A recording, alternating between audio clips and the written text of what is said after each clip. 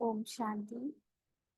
आज 30 अगस्त 2024 बाबा के महावाक्य सुनेंगे। बाबा ने आज कहा, मीठे बच्चे, हाँ जी बाबा, तुम्हें खुशी होनी चाहिए कि दुख हरने वाला बाबा हमें सुख धाम में ले जाने आया है। हम स्वर्ग के परीजादे बनने वाले हैं। तो बाबा के बच्चों को अब ये संसार में अंतिम जीवन में जो भी दुख फील होता है शरीर के अनुभव के कारण, तो अब बाबा हमको सुख धाम ले जाने वाला है इस दुख से छुड़ाकर। तो बहुत खुशी होनी चाहिए, क्योंकि आने वाली दुनिया में जब हम आत्माएं पाठ बजाएंगी तो वहां दुख का नामो निशान नहीं होगा। और हम स्वर्ग के परिजादे बनने वाले हैं। मतलब परी का मतलब क्या होता है? जो ऊपर उड़ती है ना। तो हम कोई उड़ेंगे नहीं, लेकिन परी का मतलब ये भी होता है जो भगवान की खास इंस्ट्रूमेंट होती है, भगवान के द्वारा बनाई गई, एकदम हल्की फुल्की, हर चीज से बहुत सुंदर। तो वैसे ही सतयुग में जो देवी देवता होंगे, उन्हें वहां किसी भी बात की कोई चिंता नहीं होगी, एकदम दिव्य अनुभव में रहेंगे। तो परिजादे बाबा हमको बनाने आया है, इस बात की हमको खुशी होनी चाहिए। प्रश्न है, बच्चों की किस स्थिति को देखते हुए बाप को चिंता नहीं होती? क्यों? बच्चों की किस स्थिति को देखते हुए बाप को चिंता नहीं होती? क्यों? तो बाबा ने उत्तर दिया, कोई कोई बच्चे फर्स्ट क्लास खुशबूदार फूल हैं, कोई में जरा भी खुशबू नहीं है, कोई की अवस्था बहुत अच्छी रहती, कोई माया के तूफानों से हार खा लेते। यह सब देखते हुए भी बाप को चिंता नहीं होती, क्योंकि बाप जानते हैं यह सतयुग की राजधानी स्थापन हो रही है। फिर भी बाप शिक्षा देते हैं, बच्चे जितना हो सके याद में रहो, माया के तूफानों से डरो नहीं। तो बाबा को अपने बच्चों की अलग अलग स्थिति दिखती है। कोई बच्चे फर्स्ट क्लास खुशबूदार फूल है, मतलब कई बच्चे अपने आत्मिक स्वरूप में, आत्मिक स्मृति में रहते हैं, जिससे अनेकों का कल्याण होता रहता है, जिन्हें कैसी भी माया आ जाए लेकिन वो अपनी स्थिति से हिलते नहीं, अचल अडोल रहते हैं। और कोई कोई फूल यानी बच्चे खुशबू नहीं देते, माना जो आत्मिक स्थिति में टिकते नहीं, ज्यादा ज्यादा देह भान में रहते हैं, और कोई सेवा नहीं होती उनसे ना। कई बार स्थूल सेवा या वाचा सेवा या सूक्ष्म सेवा, तीनों तरह की सेवाओं में से कोई भी सेवा बच्चे जब नहीं करते, कब नहीं करते? जब बच्चों के अंदर आत्मा की कॉन्शियसनेस नहीं होती तब ना। कई बार स्थूल सेवा भी करे, लेकिन अगर सोल कॉन्शियसनेस नहीं है तो भी खुशबू नहीं मानी जाएगी, क्योंकि खुशबू का मतलब है अनेक आत्माओं पर आपका असर पड़े, और वो तो कॉन्शियसनेस से ही पड़ता है ना। अगर हम देह भान में, देह के अभिमान में डूबे होंगे तो अभिमान का असर पड़ेगा दूसरों पर। जब हम आत्मा की स्थिति में होंगे तो उस आत्मिक स्थिति का असर औरों पर पड़ेगा। तो इसलिए बाबा कहते हैं कि कोई कोई बच्चों की अवस्था तो बहुत अच्छी रहती है, माया के तूफान कितने भी आ जाएं वो हार नहीं खाते। हार नहीं खाते माना अपनी सोल कॉन्शियस स्टेज को भूलकर आ, वापस देह भान की दुनिया में नहीं लौटते। वो निरंतर पुरुषार्थ करते रहते हैं, आगे बढ़ने की हिम्मत रखते हैं। तो ऐसे सब देखते हैं बाबा की कुछ बच्चे गिर जाते हैं, कुछ बच्चों की अवस्था बहुत नीची हो जाती है, कुछ तो छोड़कर भी चले जाते हैं। तो बाबा को कोई चिंता नहीं होती। हम लोग तो यहाँ पर देखते हैं कि हमारे साथ वाले कोई कोई छोड़ गए, कोई या किसी की स्थिति इतनी खराब हो गई कि ब्रेक ले लिया, है ना। लेकिन बाबा को कोई चिंता नहीं होती, क्योंकि बाबा जानते हैं कि ऐसे सबका अलग अलग रिस्पॉन्स या रिएक्शन इसलिए है क्योंकि जो अलग अलग पद बन रहे हैं राजधानी में, उसके अनुसार सबकी अलग अलग स्थिति है। तो जो ऊंची स्थिति वाला है, जो सदा निरंतर खुशबूदार फूल की तरह रहता है, माया से हारता नहीं, वो ऊंचा पद पाएगा। और जो बार बार गिरता है, देह अभिमान में आता है, वो नीचा पद पाएगा। तो इसमें कोई चिंता की बात ही नहीं है, क्योंकि नीचे वाले भी चाहिए और ऊपर वाले भी चाहिए। नीचे वाले ज्यादा होते हैं, ऊपर वाले कम होते हैं, है ना। तो बाबा साक्षी होकर सबको देखता है। फिर भी बाबा सभी बच्चों को शिक्षा देता है कि जितना हो सके याद में रहो, माना अपनी आत्मिक स्थिति में रहो, अपने सोल कॉन्शियस स्टेज में रहो, और माया के तूफानों से डरो नहीं। माना कभी भी देह भान में आकर ड्रामा में चल रहे सीन को देखकर जो भी विपरीत परिस्थितियां हैं, व्यक्ति हैं, या शरीर के हिसाब किताब है, उनसे आ रहे संकल्प विकल्प है, एक्सपीरियंस है, इन सब को साक्षी होकर देखो, उनसे डरो नहीं, डर कर अपनी स्थिति से नीचे गिरो नहीं, अच्छा लडोल रहो, हिम्मत रख के आगे बढ़ते रहो। ओम शांति। मीठे ते मीठा बेहद का बाप मीठे मीठे बच्चों को बैठ समझाते हैं। ना बाबा किसको देख रहा है? आत्मा को देख रहा है, क्योंकि आत्मा ही मीठी है। पार्ट में तो किसी के थोड़ा नमक नमकीन, थोड़ा कड़वा भी चल सकता है, लेकिन आत्मा बाबा जानता है कि सभी बच्चों की मीठी है, लवली है। यह तो समझते हो ना। बहुत बहुत बहुत मीठा मीठा बाप है ना, लवलीएस्ट बाप है हमारा। फिर शिक्षा देने वाला टीचर भी बहुत मीठा मीठा है ना। ये टीचर कितने प्यार से शिक्षा देता है, किसी को हर्ट नहीं होता, किसी को जज नहीं करता, किसी को कभी ऐसा डांटता नहीं कि किसी को बुरा लग जाए ना। तो बाबा कहते हैं यहाँ तुम जब बैठते हो तो यह याद होना चाहिए, बहुत मीठा मीठा बाबा है, उनसे स्वर्ग का वर्षा मिलना है। यहाँ तो वैश्यालय में बैठे, कितना मीठा बाप है, वह खुशी दिल में होनी चाहिए। बाप हमको आधा कल्प सुख धाम में ले जाने वाला है, दुख हरने वाला है। एक तो ऐसा बाबा है। फिर बाबा टीचर भी बनते हैं। बाबा आता है तो सभी आत्माएं जब कोर्स करके बाबा को जान लेती हैं, है ना, और बाबा को बाबा मानने लगती हैं, अपने को उनका बच्चा समझने लगती हैं, तो इमीडिएटली सुख मिलना शुरू हो जाता है ना, दुख से रिलीव होने लगते हैं। तो ऐसा बाबा फिर टीचर भी बनते हैं। फिर हम रेगुलर स्टूडेंट बन जाते हैं, तो वो टीचर बन के हमको पढ़ाते भी हैं, हमको सारे सृष्टि चक्र का राज समझाते हैं, जो और कोई नहीं समझा सकते। यह चक्र कैसे फिरता है, 84 जन्म कैसे पास होते हैं, यह सारा चपटी में समझाते हैं।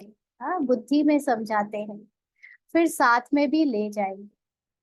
तो बाबा अभी पार्ट को बता रहा है ना, कि ये सारा ज्ञान 84 जन्मों का मैं तुम्हें समझाता हूँ। क्यों बता रहा है बाबा ब्राह्मण पार्ट को? क्योंकि इस समय सभी ब्राह्मण पार्ट के कॉन्शियसनेस में है ना, स्टूडेंट बनकर बैठे हैं। क्योंकि आत्मा को देखेंगे तो आत्मा के अंदर तो सारा ज्ञान है, लेकिन इस समय जो बुद्धि है वो ब्राह्मण बुद्धि है ना। तो 84 जन्म का राज, बाबा ड्रामा का राज इस बुद्धि को समझा रहे हैं। और फिर आत्मा के जैसे ही ब्राह्मण पार्ट से हम आत्मा की कॉन्शियसनेस की तरफ बढ़ते जाएंगे, सोल कॉन्शियसनेस बनती जाएगी, वो बाबा हमें साथ ले जाएगा, यानी आत्मा को साथ ले जाएगा। यहाँ तो रहना नहीं है ना, ना तो ब्राह्मण पार्ट को यहाँ रहना है और ना आत्मा को यहाँ रहना है। अब तो नेक्स्ट फेज में जाना है। बाबा कहते हैं सभी आत्माओं को साथ ले जाएंगे, बाकी थोड़े रोज है, यानी थोड़ा बहुत जो समय अब बचा है बस उतना ही है। कहा जाता है बहुत गई थोड़ी रही, बाकी थोड़ा समय है, इसीलिए जल्दी जल्दी मुझे याद करो, तो तुम्हारे जन्म जन्मांतर के पापों का बोझा जो जमा है वह खलास हो। जल्दी जल्दी याद करो, माना बार बार अटेंशन रखो कि मुझे बाबा की याद में, बाबा की याद मतलब बाबा बाबा नहीं करना है, लेकिन अपने को आत्मा समझने का बार बार अटेंशन देना है। जब अपने को आत्मा समझेंगे तभी बाबा की याद आएगी। ऐसे तो निरंतर जो हम बाबा को गाते रहते हैं, सुनते रहते हैं, नशे में रहते हैं, वो बाबा एक तरह से सिर्फ हम अव्यक्त बाबा को या बाप दादा को वैसे याद करते हैं, लेकिन यहाँ पर अपने को आत्मा समझना मुख्य है ना। तो जन्म जन्मांतर के पापों का बोझा, माना जो देह भान में आकर हमने अपनी आइडेंटिटीज बनाई थी और उससे वश होकर जो कर्म किए थे, वो कर्मों का फल अब हमारे ऊपर प्रभाव नहीं डालेगा, यानी आत्मा की स्थिति को हिलाएगा नहीं। आत्मा अपने को अचल अडोल अनुभव करती रहेगी, क्योंकि ज्ञान हो गया है कि जो भी पाप कर्म हुए वो ड्रामा अनुसार हुए, पार्ट में बजे, आत्मा को बजाने पड़े, लेकिन इसका असर क्योंकि ड्रामा अनुसार था तो वो मुझे अब फील नहीं होगा। इसको कहते हैं पापों का बोझा खलास हो। क्योंकि जितना जल्दी हम एक एक पेपर देंगे, है ना, ये जितनी भी माया की परीक्षाएं आ रही हैं, ये सिर्फ हमको यही रियलाइज कराने के लिए बार बार आ रही है कि तुम ये पेपर देते समय आत्मा की कॉन्शियसनेस में बनो, है ना। अगर ना आए तो हमें फिर जरूरत ही ना पड़े, क्योंकि परीक्षा के समय जब आत्मा अपने सत्य को नहीं अनुभव करती और माया के वश हो जाती है, तो उस समय उसको निर्बलता, दुर्बलता, विकल्प सब चलते हैं ना, बुद्धि विचलित होने लगती है, मन भारी होने लगता है, और ऐसे में बाबा की याद नहीं टिक पाती।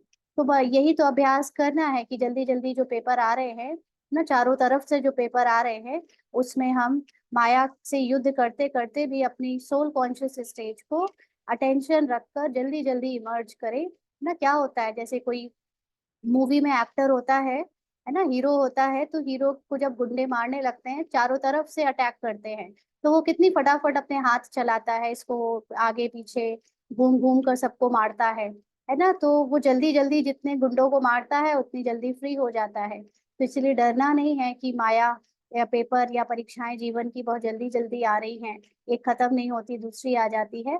ये जल्दी जल्दी करने से हम बाबा की स्थिति में जितना जल्दी आत्मिक स्थिति में स्थित हो जाएंगे, निरंतर सोल कॉन्शियसनेस बढ़ जाएगी, फिर हम वो आ, बढ़ी हुई सोल कॉन्शियसनेस से हमारे द्वारा अनेक सेवाएं होने लगेंगी। क्योंकि अगर हम बार बार हिसाब किताब में फंसे रहेंगे, परीक्षाओं में ही फंसे रहेंगे, तो बुद्धि उतना सेवा कर नहीं पाती है ना, क्योंकि मन बुद्धि बाहर की तरफ भागती है, तो आत्मा से उतनी खुशबू नहीं फैलती, बार बार वो ड्रामा में फंस जाती है। तो जितनी जल्दी हम पेपर देकर सोल कॉन्शियस स्टेज में स्थित हो जाएंगे, माया के पेपर या माया की युद्ध समाप्त होने लगेगी, और हमारी ऊंची स्थिति, है ना, नीचे भले ही माया चलती रहेगी, नीचे माया के युद्ध चलती रहे, लेकिन आत्मा अपनी बुद्धि सहित जब ऊपर स्थित हो जाएगी, तो फिर वो उसका चारों तरफ प्रभाव बढ़ने लगेगा। तो बाबा कहते तुम मुझे याद करेंगे, वह याद करने से हटाएगी, है ना कोई बात, कोई ना कोई ऐसी घटना घटती रहेगी कि बार बार बुद्धि वहीं जाएगी, तो बाबा की याद नहीं आएगी। यह भी बाबा बता देते हैं। इसीलिए कभी विचार नहीं करना ना, मन बुद्धि में अगर ये संकल्प आए भी कि मैं पुरुषार्थ नहीं कर पा रही हूँ, या मैं बाबा को याद नहीं कर पा रही हूँ, तो भी इस पर कभी भी बुद्धि इसको रियल मत मानना, इस संकल्प को, ये संकल्प को भी अपने बाबा को सौंप कर इससे भी फ्री हो जाना। क्योंकि अगर ये संकल्प में हमने फंस गए और इस संकल्प को सच मान लिया, तो वाकई में फिर हम उसी वक्त सोल कॉन्शियस नहीं बन पाएंगे। और जबकि ये संकल्प आए तो तुरंत बोलो ऐसे कैसे, अभी अभी मैं बाबा की याद में, अभी मैं अपने को आत्मिक स्थिति में स्थित कर लेती हूँ ना। तो तुरंत की तुरंत बार बार ये अटेंशन रखना। कितने भी संकल्प, विकल्प, तूफान आए, सारी रात संकल्पों में नींद फिट जाए, तो भी डरना नहीं है। चल रहा है बच्चों के पेपर ऐसे, देखो बाबा जानता है ना, बाबा समय अनुसार सही बात बोलता है। बच्चों के ऐसे पेपर चल रहे होंगे, परीक्षाएं, माया के ऐसे संकल्प, विकल्प, तूफान एक के बाद एक आए जा रहे होंगे, जिससे रात रात की नींद भी फिट रही होगी, तो बाबा, तो भी बाबा कहता है डरना नहीं है ना। डरना नहीं है माना इस बात से नहीं डरना कि हम क्या कर रहे हैं, हम कितना समय बर्बाद कर रहे हैं, कब तक चलेगा ना, हम अपनी आत्मिक स्थिति में टिक नहीं पा रहे, ये संकल्प भी आपको डराएगा ना। बाबा कहते नहीं, रुकना नहीं, तुम तो बहादुर रहना है, तुम्हें आगे बढ़ते रहो, बढ़ते रहो। बाबा कह देते हैं ये आएंगे जरूर, स्वप्न भी आएंगे, इन सब बातों में डरना नहीं है। सपनों में भी ऐसी बातें आएंगी जो उठने के बाद लगेगा अरे ये तो बहुत ये तो श्रीमत अनुसार हमारी अवस्था ऐसी है, अगर तो अपने पे डाउट आएगा, लेकिन उस पर भी स्वप्न को भी बुला देना तुरंत की तुरंत, है ना, उसको कोई इंटरेस्ट मत दिखाना स्वप्न में, क्योंकि वो सब आपको बाबा की याद से हटाने के लिए लास्ट में माया अनेक तरह से बुद्धि और मन को फंसाएगी, बिजी रखेगी। युद्ध का मैदान है ना, यह सब विनाश हो जाने हैं। क्यों आ रहे हैं, सब खत्म होने के लिए। जितने भी लोगों के साथ हिसाब किताब आ रहे हैं, जो भी आत्माएं या जो भी परिस्थितियां बन रही हैं, सब समाप्त होने के लिए आ रही हैं ना। तुम युद्ध करते हो माया को जीतने के लिए, बाकी इसमें कोई श्वास आदि बंद नहीं करना है। बस ये है कि हमारा माया को जीतने का मतलब ये है कि जब परिस्थिति आए और उसमें जब हम दूसरों का पार्ट देख रहे हैं साक्षी होकर, अपना भी पार्ट देख रहे हैं साक्षी होकर, तो उसमें पार्ट में नहीं फंस जाए। पार्ट में भले ही दो आत्मा, मतलब दो, हमारा और सामने वाला व्यक्ति जो अभी आत्मा के रूप में पार्ट बजा रहा है, कुछ भी ऊपर नीचे हो पार्ट में, लेकिन मैं आत्मा इस साक्षी होकर ये पार्ट को देखूं और उसमें चल रही हलचल से अपनी पहचान ना बनाऊं। नीचे हलचल भले चल रही है मन के लेवल पे, बुद्धि के लेवल पे, लेकिन मैं आत्मा मन और बुद्धि से डिटैच करके खुद को अपनी आत्मिक स्थिति में स्थित होकर अपने सत्य को, जो जानती है कि ये अचल अडोल आत्मा है, यानी मैं आत्मा सदा अचल अडोल हूँ, इस स्थिति में स्थित होना है। यानी बुद्धि से अपने को अपनी आत्मिक स्थिति में स्थित कर लेना है। बाकी यहाँ पर कोई प्राणायाम जैसी श्वास आदि बंद नहीं करना है ना। प्राणायाम भी मेडिटेशन के समय यूज करते हैं कई लोग, तो वो क्या है, वो एक वार्म अप है कि हम एकाग्र हो पाए, लेकिन यहाँ पर ये करने की जरूरत नहीं है।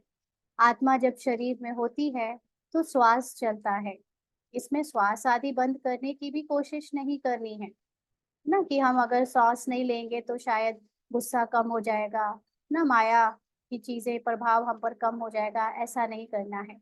हठ योग आदि में कितनी तकलीफ करते हैं, बाबा को अनुभव है। थोड़ा थोड़ा सीखते थे, परंतु फुर्सत भी हो ना। बाबा ने तो इतने सारे गुरु करे थे, तो कुछ ना कुछ उनसे भी ये सब सीखते होंगे, लेकिन बाबा इतने बिजी बिजनेसमैन थे कि इतना टाइम नहीं दे पाते थे। ब्रह्मा बाबा की बात हो रही है। तो जैसे आजकल तुमको कहते हैं ज्ञान तो अच्छा है, परंतु फुर्सत कहाँ, इतने कारखाने हैं, ये है। तुमको बाप कहते हैं मीठे मीठे बच्चों, एक तो बाप को याद करो और चक्र याद करो, बस। क्या यह डिफिकल्ट है ना। भले ही आपका बड़ा व्यापार है ना, आना जाना ट्रैवलिंग बहुत होती है, बुद्धि यहाँ वहाँ ले जाती है, लेकिन जो बीच बीच में टाइम मिलता है, या बार बार ये अटेंशन देना है कि मैं ये धंधा कर रहा हूँ, मैं ये काम कर रहा हूँ, कस्टमर से मिल रहा हूँ, एम्प्लॉय से मिल रहा हूँ, तो उस समय अपने को आत्मा समझना और बाबा मेरे साथ कंबाइंड है ये समझना, और ड्रामा चल रहा है, ये सारा ड्रामा में मेरा ये पार्ट चल रहा है, क्या ये सब बुद्धि से इमर्ज करना डिफिकल्ट है। हाँ, काम करते लोग अपने बीवी बच्चों को भी तो याद रखते ही है ना, अपनी रिस्पॉन्सिबिलिटी याद रखते ही है ना, तो फिर क्या ये छोटी सी बात याद रखना मुश्किल है। बाबा पूछते हैं सतयुग त्रेता में इन्हों का राज्य था, है ना, इन्हों का मतलब देवी देवताओं का, कृष्ण का, लक्ष्मी नारायण का। फिर इस्लामी बौद्धि आदि की वृद्धि होती गई, वह अपने धर्म को भूल गए। यानी जो उन आत्माओं ने देवी देवताओं का पार्ट बजाया, वो अपने को भूल गए, अपने को देवी देवता कह ना सके, क्योंकि अपवित्र बन पड़े। देवताएं तो पवित्र थे ना, अपने को क्या समझने लगे, ड्रामा अनुसार देह देह की भान में आ गए, तो फिर उससे जुड़ी हुई सारी विकार स्वभाव संस्कार में आने लगी, तो अपवित्र बन गए, ड्रामा में डूब गए। अभी देवता तो पवित्र थे, ड्रामा के प्लान अनुसार फिर वह हिंदू कहलाने लग पड़ते हैं। वास्तव में हिंदू धर्म तो है नहीं, हिंदुस्तान तो नाम बाद में पड़ा है ना, जब मुगल आए उन्होंने हिंदुस्तान नाम रखा, असली नाम भारत है। कहते हैं भारत माताओं की जय, हिंदुस्तान की माताएं थोड़े ही कहते हैं। भारत में ही इन देवताओं का राज्य था, भारत की ही महिमा करते हैं। तो बाप बच्चों को सिखला रहे हैं बाप को कैसे याद करना है। बाप आए ही है घर ले चलने के लिए। किसको पूछ रहे हैं बाबा, किसको, आत्माओं को। तुम जितना बाप को याद करते हो उतना तुम पवित्र बनते हो, पवित्र बनते जाएंगे, तो फिर सजा भी नहीं खाएंगे। अगर सजाएं खाई तो पद कम हो जाएगा। मतलब पवित्र बनते जाएंगे तो सजा नहीं खाएंगे का क्या अर्थ है, बहुत गहरा रहस्य है। पवित्र बनना मतलब जितना आप ड्रामा से अपनी पहचान बनाना बंद कर दोगे, ड्रामा में चल रहे अपने पार्ट को भुला दोगे, अपने आत्मा में स्थित हो जाओगे, शरीर, शरीर की ये दुनिया, शरीर के रिश्ते, सुख, साधन, सुविधा, धन, संपत्ति, ना स्वभाव, संस्कार, संकल्प, ये सब जितना हम छोड़ देंगे इससे अपनी आप को अनुभव करना, उतना पवित्र बनेंगे। और जितना पवित्र बनेंगे तो हमारे जो जो इस होने वाली दुनिया में घटनाएं आ रही आने वाली हैं, उसमें जो भी होगा या इस पार्ट के साथ भी जो कुछ भी घटनाएं होंगी, है ना, वैसे तो पार्ट भी तब सुरक्षित हो जाता है जब सोल कॉन्शियसनेस में रहते हैं, लेकिन फिर भी पार्ट के परिवार में भी जो होगा या जो कुछ भी घटित होगा उस सब से आत्मा अपने को जब अलग कर चुकी होगी, न्यारा कर चुकी होगी, तो उसको दुख नहीं होगा। दुख नहीं होगा तो उसको सजा भी नहीं फील होगी। ना सजा फील होना मतलब दुख फील होना, किसी को अपने को मरते देखना, ये सजा है। किसी को शरीर में अलग अलग बीमारियां, दर्द फील होना, ये सजा है ना। किसी को अपने जानने वालों के साथ व्यवहार में गड़बड़ होना या थोड़ा ऊपर नीचे होना और उसके बाद दुख फील होना, सजा है। यहाँ पर अभी भी हम अगर देखें तो जो परिस्थितियां आ रही होंगी या आती हैं, उसमें जितनों के साथ हमारे हिसाब किताब चुकतू हो रहे होंगे, वो हमें उतनी ज्यादा सजा फील करा रहे होंगे जितना हमारा उनसे अटैचमेंट है। अगर उनसे अटैचमेंट नहीं तो हम उतना बुद्धि से इजीली बाहर हो जाते हैं, है ना। मान लीजिए कि अगर कोई बाहर रिक्शे वाले से आपकी कुछ ऊपर नीचे हुआ तो उतना दुख नहीं होगा। थोड़ा बहुत बाहर जो कहा सुनी हुई सो हुई, लेकिन दुख नहीं होगा। लेकिन वही अगर आपके भाई बहन, माँ बाप या जानने वाले दोस्त सहेली, उनसे होगा कुछ, तो वो दुख बहुत दिन तक चलेगा, काफी दिन तक व्यर्थ के रूप में चलेगा। क्यों? क्योंकि आप हमारे अंदर अपवित्रता थी। अपवित्रता ये कि हमने उनको उनके देह के से उनसे अटैचमेंट कर रखी थी। तो जितना ज्यादा हम यहाँ पे जिससे अटैच्ड होंगे उतना ही अपवित्र रहेंगे और उतनी सजा का अनुभव होगा। इसीलिए अभी सबसे अपनी रगे निकाल लो, सबसे अपने आप को किनारा कर लो, बुद्धि से, है ना। ऐसे नहीं छोड़ देना है, लेकिन बुद्धि से, ताकि सजा फील ना हो। अगर सजाएं खाई तो पद कम हो जाएगा। और सजा मिलती है जब, यानी जब हम दुख या गम फील करते हैं, तो उस समय हम सोल कॉन्शियस स्टेज में नहीं रहते। तो जब हम सोल कॉन्शियस स्टेज में लंबा लंबा नहीं रहेंगे तो क्या होगा, हम बॉडी कॉन्शियसनेस में होने के कारण ऊंचा पद नहीं पा पाएंगे, क्योंकि अल्टीमेटली पद का आधार है हमारी सोल कॉन्शियस स्टेज। तो जो जितना ज्यादा सोल कॉन्शियस स्टेज में रहेगा उसका पद उतना ज्यादा होगा। और अगर बार बार हम अटैचमेंट के कारण बॉडी कॉन्शियस में आते रहेंगे तो हमारा पद भी कम हो जाएगा। इसलिए जितना याद करेंगे उतना विकर्म विनाश होते रहेंगे। बहुत बच्चे हैं जो याद कर नहीं सकते ना, ऐसे कई बच्चे हैं जो अपने को आत्मा ही नहीं समझ पाते, तंग होकर छोड़ देते हैं, युद्ध करते नहीं हैं ना। माया ने गिराया, वो देह भान में आए तो फिर छोड़ दिया कि हम फिर से एफर्ट करें सोल कॉन्शियसनेस में आने का। क्या बोलने लगते हैं, अरे पहले ये सब तो सुधार ले, ये सारी परिस्थितियां इतनी हावी हो रही है, ज्ञान बाद में सुनेंगे।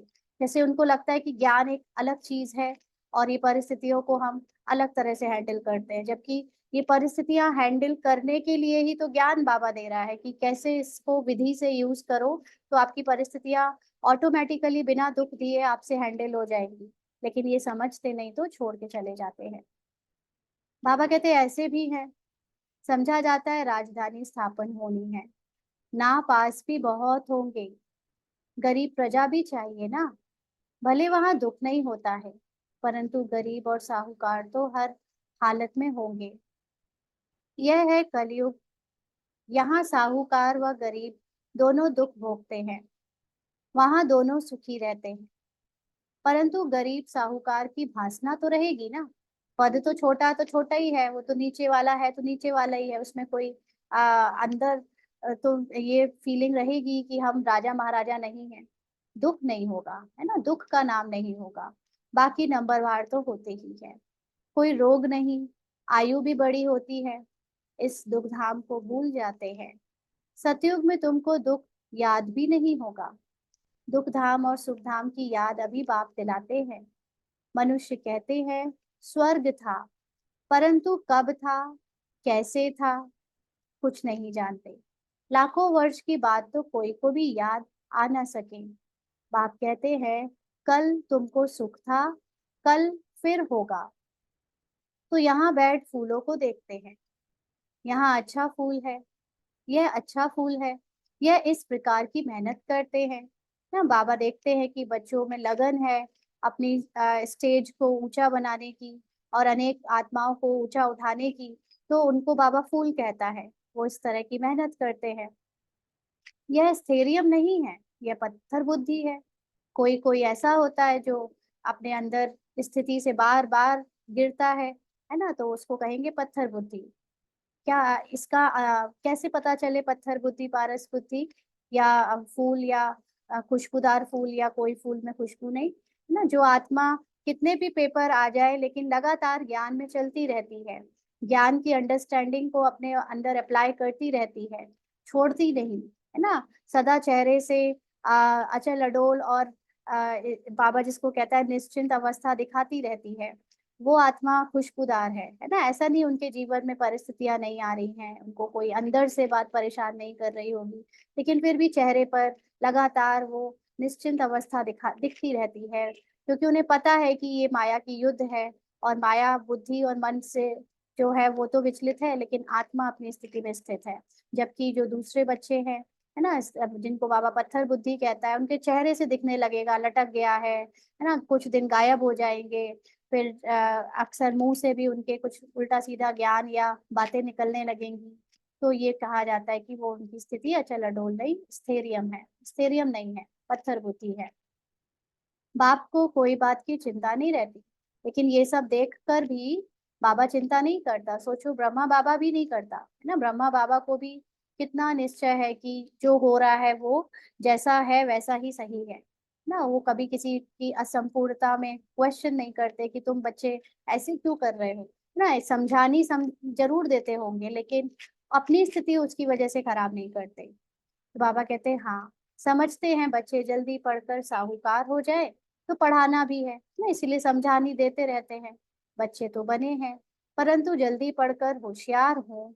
और वह भी कहाँ तक पढ़ते और पढ़ाते हैं, कैसे फूल है, यह बाप बैठ देखते हैं।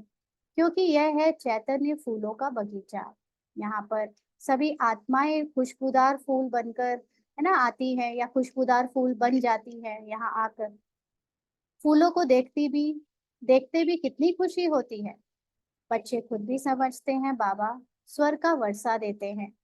बाप को याद करते रहेंगे तो पाप कटते जाएंगे, नहीं तो सजा खाकर फिर पद पाएंगे ना। याद करते करते जितने भी हिसाब किताब आ रहे हैं सामने, वो कटते जाएंगे, और याद में हम बने रहेंगे तो आगे बढ़ते रहेंगे और अच्छा पद पालेंगे। बाकी अगर रुक गए, है ना, हिसाब किताब देखकर या अपने बॉडी कॉन्शियसनेस में आकर, तो फिर पद भी गिर जाएगा। उसको कहा जाता है मानी और मोचरा। बाप को ऐसा याद करो जो जन्म जन्मांतर के पाप कट जाए। चक्र को जानना भी है ना, ड्रामा को, चक्र मतलब ड्रामा, ड्रामा को जानने बगैर तो स्थिति में हम अचल अडोल रह नहीं सकते ना, इसलिए ड्रामा जानना बहुत जरूरी है। चक्र फिरता रहता है, कभी बंद नहीं होता, जू मिसल चलता रहता है। जू सबसे आहिस्ते चलती है ना। क्या होता है, बहुत स्लो चलती है जू। तो बाबा कहते हैं उसी की तरह ये ड्रामा भी बहुत स्लोली पास होता रहता है। यह बेहद का ड्रामा भी बहुत आहिस्ते चलता है। माना घटनाएं काफी धीरे धीरे घटित होती हैं, देखने में आता है कि अभी वो प्रेजेंट कितना लंबा चल रहा है, तो टिक टिक होती रहती है। 5,000 वर्ष में सेकंड्स मिनट कितने होते, वह हिसाब भी बच्चों ने निकाल कर भेजा है। लाखों वर्ष की बात होती तो कोई भी हिसाब निकाल ना सके, है ना, क्योंकि लाखों में तो एग्जैक्ट काउंटिंग नहीं आती है, तो कितने का निकालना है ये पता नहीं चल सकता। यहाँ बाप और बच्चे बैठे हैं, बाबा एक एक को बैठ देखते हैं। यह बाबा को कितना याद करते हैं, कितना ज्ञान उठाया है, औरों को कितना समझाते हैं। है बहुत सहज, सिर्फ बाप का परिचय तो। बैज तो बच्चों के पास है ही, बोलो यह है शिव बाबा। काशी में जाओ तो भी शिव बाबा कहकर याद करते, रड़ी मारते हैं। तुम हो शालिग्राम, आत्मा बिल्कुल छोटा सितारा है, उसमें कितना पार्ट भरा हुआ है ना। आत्मा में 84 जन्मों का पार्ट, उसके सारे अनुभव, सारे संकल्प, एक एक सीन, सब आत्मा के अंदर भरा हुआ है। आत्मा घटती बढ़ती नहीं, विनाश नहीं होती। आत्मा तो अविनाशी है। उसमें ड्रामा का पार्ट भरा हुआ है। हीरा सबसे मजबूत होता है, उसके जैसा सख्त पत्थर कोई होता नहीं। जौहरी लोग जानते हैं ना, कहते हैं हीरा ही हीरे को काटने, लोहा ही लोहे को काटता है, ऐसा था। अच्छा, हीरे के लिए भी शायद कुछ हीरे की ही यूज होती है उसको करने के लिए। है, बाबा कहते हैं जौहरी लोग जानते हैं। आत्मा का विचार करो, कितनी छोटी है, उनसे कितना पार्ट भरा हुआ है, उनमें कितना पार्ट भरा हुआ है, जो कभी भी घिसता नहीं, दूसरी आत्मा होती नहीं। अंडरलाइन एक बात और बाबा ने आज फिर से बोली है ना, जो कभी भी घिसती नहीं, दूसरी आत्मा होती नहीं। इसको हम थोड़ा पढ़ने के बाद इस पे चिंतन करेंगे। इस दुनिया में ऐसा कोई मनुष्य नहीं जिसको हम बाप, टीचर, सदगुरु कहें। यह एक बेहद का बाप है। शिक्षक है, सबको शिक्षा देते हैं, मन मनाभव। तो अभी हम सभी 1 मिनट के लिए मन मनाभव हो जाएं, अपने को आत्मा समझ बाबा की याद में कुछ देर टिकाएं और बाबा के पास पहुंच जाएं।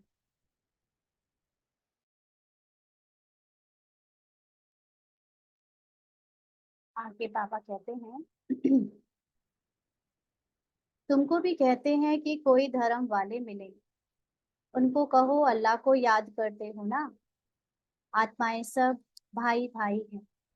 अब यहाँ पर बाबा दो चीजें बोलते हैं, देखो। ऊपर भी बाबा ने कहा दूसरी आत्मा होती नहीं। बाबा पिछले कुछ दिनों से लगातार कह रहे हैं आत्मा एक ही होती है, पार्ट अलग अलग होते हैं, है ना।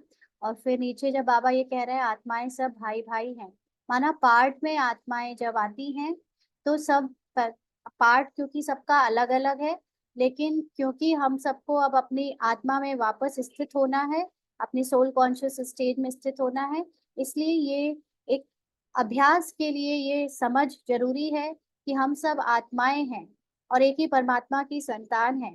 तो पार्ट बजाने वाला हर इंसान यानी हर मनुष्य को ये उसकी बन बुद्धि को बताया जाता है कि हम सब आत्माएं एक ही हैं या भाई भाई हैं, है ना। तो ये बात को समझना है। हमने कल अभी कुछ दिन पहले भी समझा था, कल भी, कि सब में अपने को देखना, अपने आत्मा जैसे स्वरूप को देखना, उससे एकत्व आता है ना। जो डिफरेंसेस हैं हमारे आपस में, उसको सहन करने की शक्ति आती है, समाने की शक्ति आती है। तो इसलिए ये बात समझ के लिए बहुत जरूरी है। बाबा कहते हैं अब बाप शिक्षा देते हैं कि मामेकम याद करो तो विकर्म विनाश होगी।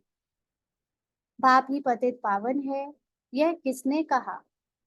आत्मा ने। क्यों? क्योंकि बाप ऐसा है जो कभी भी, एक ऐसी आत्मा है, परम आत्मा है जो कभी पार्ट में नहीं आती, और इसीलिए वो सदा ही अपनी हाईएस्ट स्टेज में स्थित रहती है। तो उसको याद करने से हम भी उसके जैसा हाई बनते जाते हैं, और उस हाई बनते जाते हैं माना हम भी फिर साक्षी दृष्टा होते जाते हैं और ड्रामा के पार्ट से उपराम होते जाते हैं।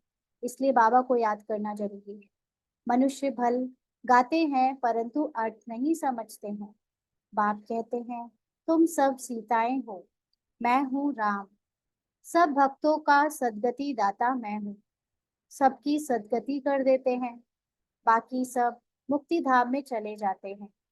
सतयुग में दूसरा धर्म कोई होता नहीं, सिर्फ हम ही होते हैं, क्योंकि हम ही बाप से वर्षा लेते हैं।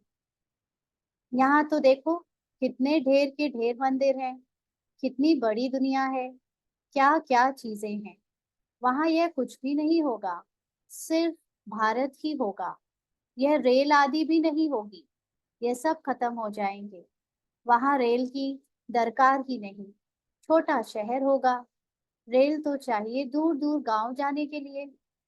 बाबा रिफ्रेश बाबा रिफ्रेश कर रहे हैं, भिन्न भिन्न पॉइंट्स समझाते रहते हैं बच्चों के लिए। यहाँ बैठे हो, बुद्धि में सारा ज्ञान है, जैसे परमपिता परमात्मा में सारा ज्ञान भरा हुआ है, जो तुमको समझाते रहते हैं। ऊंच से ऊंच शांति धाम में रहने वाला शांति का सागर बाप है। हम आत्माएं भी सब वहाँ स्वीट होम में रहने वाली हैं ना। बाबा ये डिस्टेंस, दूरी क्यों बताता है? क्योंकि जैसे उपराम होने के लिए ऊपर होना कहते हैं ना, कि इस दुनिया में रहते हुए उपराम हो जाओ, माना ऊपर हो जाओ दुनिया से। तो कोई हम ऊपर होकर उड़ने नहीं लगते हैं, लेकिन बुद्धि से अलग हो जाते हैं, बुद्धि से दूरी बना लेते हैं ना। वे जैसे मान लीजिए घर में दो लोग रहते हैं, लेकिन अगर एक दूसरे से कभी बात ना करें, है ना, एक दूसरे का ध्यान ना रखें, अपने मतभेद को लेकर एकदम अलग अलग हो जाए, तो क्या कहते हैं, हम दोनों में आपस में बहुत दूरी हो गई है ना। तो ऐसे दूरी हो गई है, मतलब शरीर दूर नहीं हो गए, लेकिन मन से बहुत दूर हो गए आपस में एक दूसरे को। अब बिल्कुल कोई मतलब नहीं रह गया।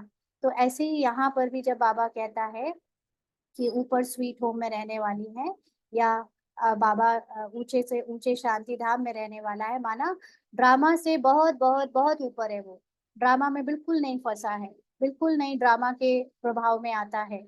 और हम आत्माएं भी ओरिजिनली, जब हम शरीर के पार्ट में नहीं होते, और जब हम स्टार्ट करे थे, तो भी हम अपनी उसी ओरिजिनल स्टेट में, उसी स्वीट होम में थे जहाँ का बाबा है, यानी उस ऊंची स्थिति में स्थित थे।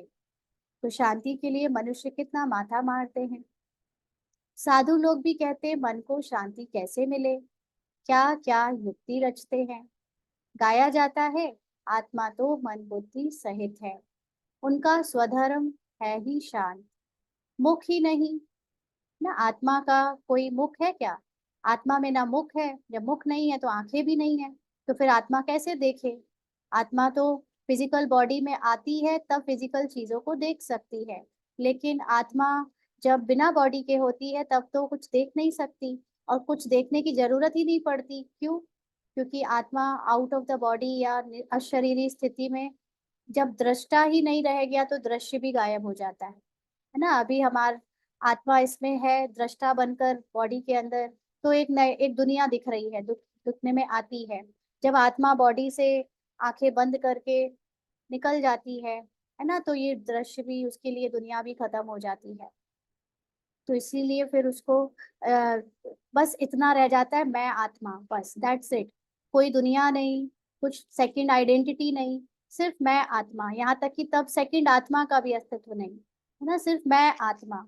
हर आत्मा के लिए सिर्फ मैं आत्मा एक अस्तित्व इतना रह जाता है। तो बाबा कहते हैं मुख ही नहीं, कर्मेंद्रियां ही नहीं, अब कर्म के लिए जो बॉडी चाहिए वो भी नहीं, तो आत्मा क्या हो गई फिर? एकदम शांत ही होगी ना, साइलेंस। कोई आवाज नहीं, कोई संकल्प नहीं, कोई यहाँ तक कि फीलिंग्स नहीं, इमोशंस नहीं। ये सब शरीर के साथ, मन जब आत्मा से अलग हो जाता है तब उसको फील होना शुरू होता है। तो बाबा कहते हैं हम आत्माओं का निवास स्थान है स्वीट होम, जहाँ बिल्कुल शांति रहती है।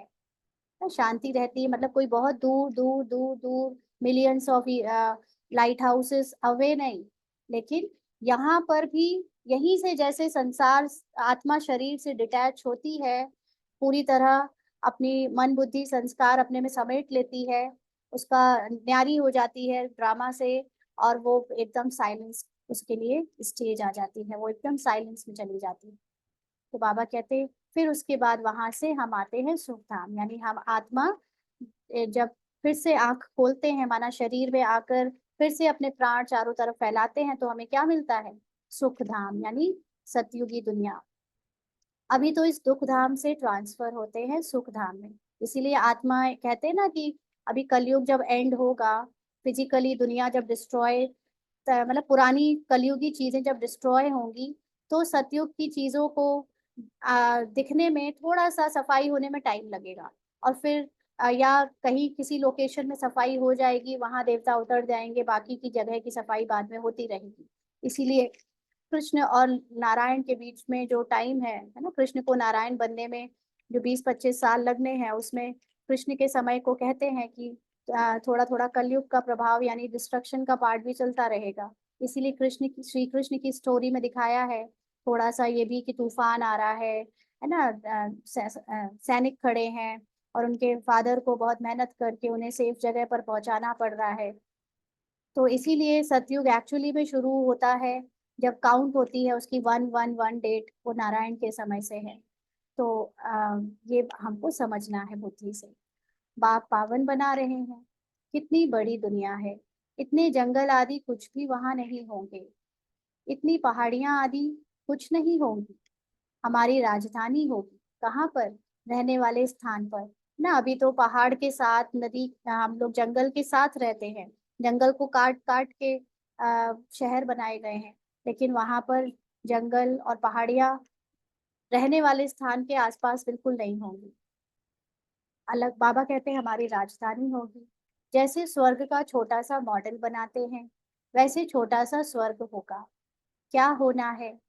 वंडर देखो, कितना बड़ी सृष्टि है। यहाँ तो सब आपस में लड़ते रहते हैं, फिर इतनी सारी दुनिया खत्म हो जाएगी, बाकी हमारा राज्य रहेगा। इतना सब कुछ खत्म हो, यह सब कहाँ जाएंगे? यह सब माना आत्माएं कहाँ जाएंगी? समुद्र, धरती आदि में चले जाएंगे। माना जो फिजिकल चीजें दिखने में आ रही हैं वो कहाँ जाएंगी? समुद्र के नीचे जो धरती है वहां पे सब डूब जाएंगी।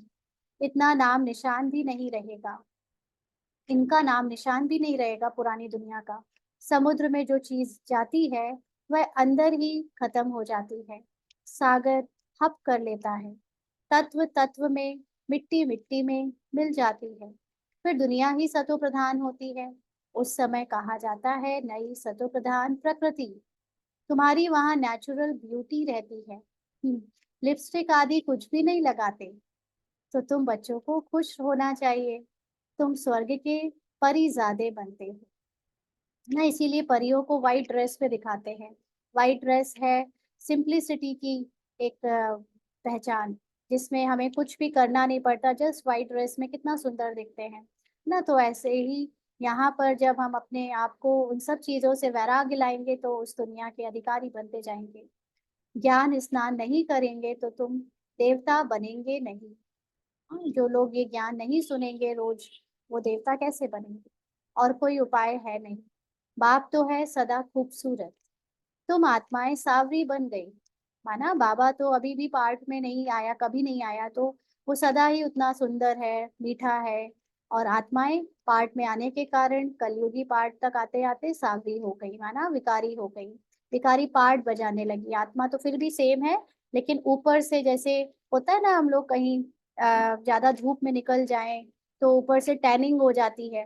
टैनिंग सिर्फ ये है कि धूप की एक लेयर स्किन के ऊपर चढ़ गई है। ऐसा नहीं है कि गोरापन कम हो गया, लेकिन गोरापन अंदर दब गया और ऊपर से एक टैनिंग लेयर चढ़ गई ना। वो निकलने में टाइम लगता है और फिर वापस ठीक हो जाते हैं। तो ऐसी आत्मा के ऊपर लेयर चढ़ गई सावरेपन की, माना देह भान की, देह के विकारों की, और अलग अलग संकल्पों की, स्वभाव की। तो इसलिए उसको सावरा कहा है। बाकी अंदर तो आत्मा भी उतनी ही प्योर है। माशुक तो बड़ा सुंदर मुसाफिर है, जो आकर तुमको सुंदर बनाते हैं।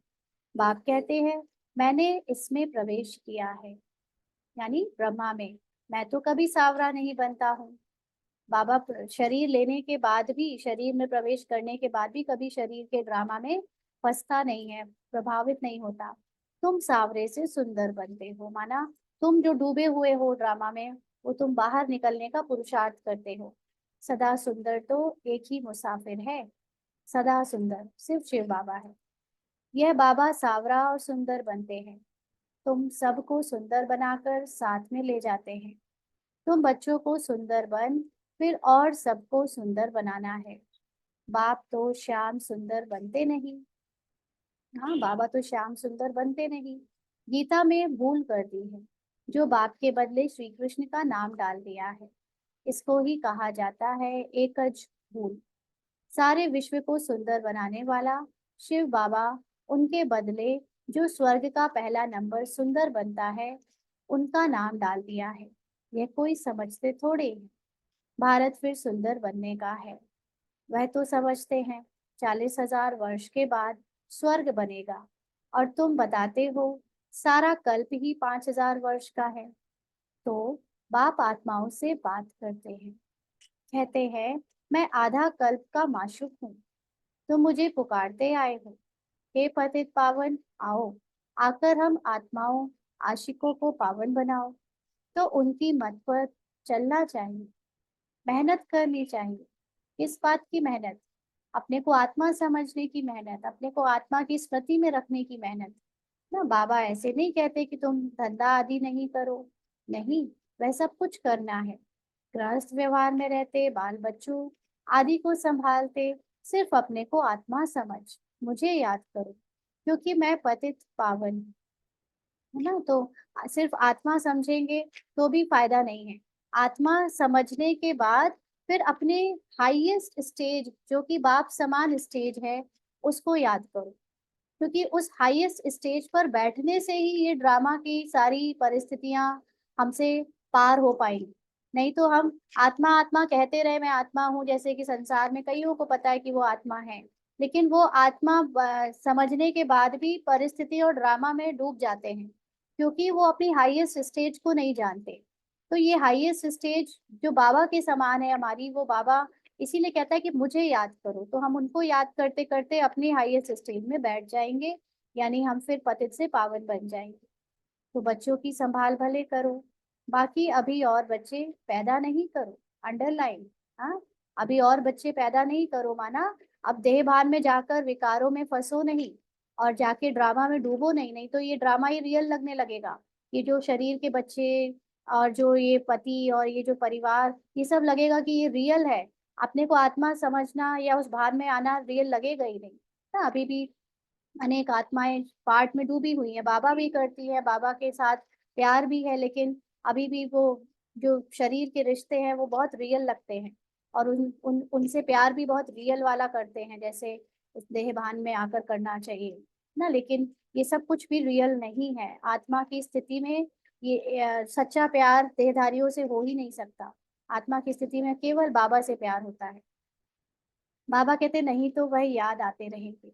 इन सबके होते हुए भी इनको भूल जाना है, और जिनके बच्चे हैं भी तो भी बुद्धि से उनकी बार बार याद ना आए ना। स्कूल भेज दिया या कुछ भी काम जब कर दिया उसके बाद ना ये वो याद आते रहे क्या कर रहा होगा, ठीक होगा कि नहीं होगा। ऐसे फालतू उनके लिए चिंता करने की जरूरत नहीं है। अपने को पहले आत्मा की स्टेज में स्थित रखो, बाकी जो होना होगा वो होता रहेगा। बाबा कहते जो कुछ तुम देखते हो यह सब खत्म हो जाने वाले हैं। शरीर खत्म हो जाएगा, बाप की याद से आत्मा पवित्र बन जाएगी, तो फिर शरीर भी नया मिलेगा। यह है बेहद का संन्यास। बाप नया घर बनाते हैं तो फिर पुराने घर से दिल हट जाती है। स्वर्ग में क्या नहीं होगा, अपार सुख है। स्वर्ग तो यहाँ होता है। दिलवाड़ा मंदिर भी पूरा यादगार है। नीचे तपस्या कर रहे हैं, फिर स्वर्ग कहाँ दिखावे। वह फिर छत पे रख दिया है। नीचे राजयोग की तपस्या कर रहे हैं, ऊपर राज्य पद खड़ा है। ना तिलवाड़ा मंदिर में छत है जो उसमें नक्काशी बनी हुई है स्वर्ग की, वहां दिखाया है। और नीचे 108 तपस्या करते हुए राजयोग दिखाए हुए हैं। कितना अच्छा मंदिर है। ऊपर है अचल घर ना, माउंट आबू में, और ऊपर जाओ तो सबसे हाईएस्ट पीक है अचल घर। सोने की मूर्तियां हैं। उनसे ऊपर है, अच्छा सबसे हाईएस्ट है गुरु शिखर। अचल घर बीच में आता है। गुरु सब गुरु सबसे ऊपर बैठा है। गुरु शिखर माना सबसे ऊपर। तो बाबा कहते ऊंचे ते ऊंचा है सतगुरु। फिर बीच में दिखाया है स्वर्ग। तो यह दिलवाड़ा मंदिर पूरा यादगार है। राजयोग तुम सीखते हो, फिर स्वर्ग यहाँ होगा। देवताएं यहाँ थे ना, परंतु उनके लिए पावन दुनिया अब बन रही है ना। इसी दुनिया को पावन करना है, तो कलयुग का कुछ भी पुराना जाएगा नहीं उस दुनिया में। अच्छा, मीठे मीठे सिक्की लदे बच्चों प्रति माता पिता बाप दादा का याद प्यार और गुड मॉर्निंग। रूहानी बाप की रूहानी बच्चों को नमस्ते। हम रूहानी बच्चों की रूहानी बाप दादा को याद प्यार गुड मॉर्निंग और नमस्ते बाबा, शुक्रिया, थैंक यू बाबा। धारणा के लिए मुख्य सार। पहला पॉइंट, इन आंखों से सब कुछ देखते हुए इसे भूलने का अभ्यास करना है। पुराने घर से दुनिया से दिल हटा लेनी है, नए घर को याद करना है। दूसरा, ज्ञान स्नान कर सुंदर परिजादा बनना है। जैसे बाप सुंदर गोरा मुसाफिर है, ऐसे उनकी याद से आत्मा को सावरे से गोरा बनाना है। माया की युद्ध से डरना नहीं है, विजयी बनकर दिखाना है। माया आएगी, बार बार गिराएगी, लेकिन फिर खड़े हो जाना है, फिर आगे बढ़ना है। अंतिम जब तक सोल कॉन्शियस स्टेज हमारी निरंतर हो ना जाए तब तक हिम्मत हारनी नहीं है, बढ़ते रहना है, बढ़ते रहना है आगे। वरदान है, महादानी बन प्राक दिली से खुशी का खजाना बांटने वाले मास्टर रहमदिल भव। महादानी बन, प्राग दिल्ली से खुशी का खजाना बांटने वाले मास्टर रहमदिल भाव। तो बाबा ने समझाया कि लोग अल्पकाल की खुशी प्राप्त करने के लिए कितना समय व धन खर्च करते हैं, फिर भी सच्ची खुशी नहीं मिलती है ना। अभी अभी मिली, अभी अभी गायब, ऐसे रहती है खुशी अल्पकाल की। ऐसे आवश्यकता के समय आप आत्माओं को महादानी बन प्राक दिली से खुशी का दान देना है। तो जब चारों तरफ संसार में आत्माएं खुशी के लिए तड़प रही हैं, सच्ची खुशी चाहती हैं, तो हम आत्माओं को फ्राग दिल से, है ना, पूरे खुले दिल से आत्माओं को ज्ञान देकर खुशी का दान देना है। इसके लिए रहम दिल का गुण इमर्ज करो ना, रहम आना चाहिए हमें कि उनको भी हम ज्ञान सुनावे तो उनका दुख दूर हो जाए। आपके जड़ चित्र वरदान दे रहे हैं, तो आप भी चैतन्य में रहमदिल बन बांटते जाओ, माना उनको ज्ञान सुनाते जाओ, क्योंकि परवश आत्माएं हैं ना। उन आत्माओं को अभी बाहर की जो देह भान है या बाहर की झूठी दुनिया है, उसके वश, माया के वश होकर रखे हैं। तो कई बार वो लोग ऐसा कुछ रूड हो जाते हैं हमारे साथ, ब्राह्मणों के साथ, कि ब्राह्मण सोचते हैं कि इनको तो सुनाना ही नहीं है ना, इनसे तो दूर रहो। तो बाबा कहते कभी ये नहीं सोचो कि ये तो सुनने वाले ही नहीं है। आप रहम दिल बन देते जाओ, आपकी शुभ भावना उन्हों को फल अवश्य देगी, है ना। हमारा भाव सबको ज्ञान सुनाने का सिर्फ इतना रहता है कि वो लोग जिस भी परेशानी में है वो उससे निकल आए, अपने सत्य को पहचाने, बाबा का बच्चा बने, तो बाबा से सहयोग ले और इनका दुख दूर हो जाए। लेकिन वो लोग उसको उल्टा लेते हैं। वो लोग सोचते हैं कि ये हमारे पीछे क्यों पड़े हैं, इनका कोई अपना फायदा होगा, ये कौन है ना, ये तो हमें साधु बना देंगे, ये हमारी दुनिया छुड़वा देंगे। तो ये वो उल्टे उल्टे भाव क्रिएट करते हैं, लेकिन हम तो जानते हैं ना सच क्या है। तो रहमदिल बनकर हम उनको ज्ञान देते रहें, आज नहीं तो कल वो भावना जो हमारी थी वो उन पर काम जरूर करेगी और वो बाबा को या अपने को जानेंगे जरूर। स्लोगन है, योग की शक्ति द्वारा हर कर्मेंद्रियों को ऑर्डर में चलाने वाले ही स्वराज्य अधिकारी हैं। अभी हमारी कर्मेंद्रियां कैसे चलती है? हमारी कर्मेंद्रियां मतलब आत्मा जब ये कह रही है कि जो इस समय कर्मेंद्रियां काम कर रही हैं, वो मन और बुद्धि से प्रभावित होकर काम कर रही हैं। चलाने वाला तो आत्मा ही है, आत्मा ना हो शरीर में तो कुछ चले ना। लेकिन आंखें का जो देख रही हैं, कान जो सुन रहे हैं, वो मन के वश होकर, मन का जो इच्छा हो रही है वो उसको करवा रहा है। लेकिन योग की शक्ति का मतलब है आत्मा कॉन्शियसनेस के साथ जब आत्मा अपने सत्य में स्थित हो जाती है, तो मन और बुद्धि की चंचलता धीरे धीरे समाप्त होने लगती है और पूरी कर्मेंद्रियों पर जो ऑर्डर है, जो कंट्रोल है, वो आत्मा का हो जाता है। और आत्मा क्योंकि शुद्ध है, पवित्र है और फुली कंट्रोल होने के समय पर वो हर चीज को परफेक्ट तरीके से चला सकती है। तो जब आत्मा की कॉन्शियसनेस से हम स्थित हो जाते हैं, तो ऑटोमेटिकली हमारी आंख, कान और जो भी मन, बुद्धि, संस्कार सब बिल्कुल तरीके से काम करते हैं, परफेक्टली काम करने लग पड़ते हैं। तो ऐसे स्वराज अधिकारी योग की शक्ति से बनकर हम कर्मेंद्रियों को ऑर्डर में चलाएं। अच्छा, ओम शांति। आज के अव्यक्त इशारे हैं। कभी कोई स्वभाव संस्कार को देखते यह संकल्प ना आए कि पता नहीं यह परिवर्तन होगा या नहीं होगा, ना उम्मीद को सदा के लिए उम्मीद में बदल दो। निश्चय अटूट है तो विजय भी सदा है। निश्चय में जब क्यों क्या आता है, तो विजय अर्थात प्राप्ति में भी कुछ ना कुछ कमी पड़ जाती है। तो सदा उम्मीदवार, सदा विजयी बनो और विजयी बनाओ। तो किसी किसी का स्वभाव संस्कार लंबे काल तक सेम चल रहा होता है, उसके प्रति शुभ भावना भी रखने से भी देखते हैं कि वो बदल या नहीं रहा है। वो इसलिए क्योंकि हम शुभ भावना कंडीशनल रखते हैं कि उसको बदलने के लिए रखते हैं, इसलिए वो बदलता नहीं। जबकि आत्मा की कॉन्शियसनेस से हम उसको जो है जैसा है जब वैसा स्वीकार कर लेते हैं और उसकी आत्मिक स्थिति में उसकी रियल आइडेंटिटी को देखते हैं, उसका सत्य आत्मा की स्थिति में उसको अपने अंदर अनुभव करते हैं, तो वो ना उम्मीद का केस भी उम्मीद में बदल जाता है ना। तो निश्चय अटूट हो जाता है कि ये आत्मा है ही शुद्ध पवित्र। पार्ट में इसका जो भी पार्ट अलग चल रहा है उसको एज इट इज स्वीकार करने से हर आत्मा का परिवर्तन निश्चित है। तो सदा उम्मीदवार रहो, सदा विजयी बनो और विजयी बनाओ। अच्छा, ओम शांति।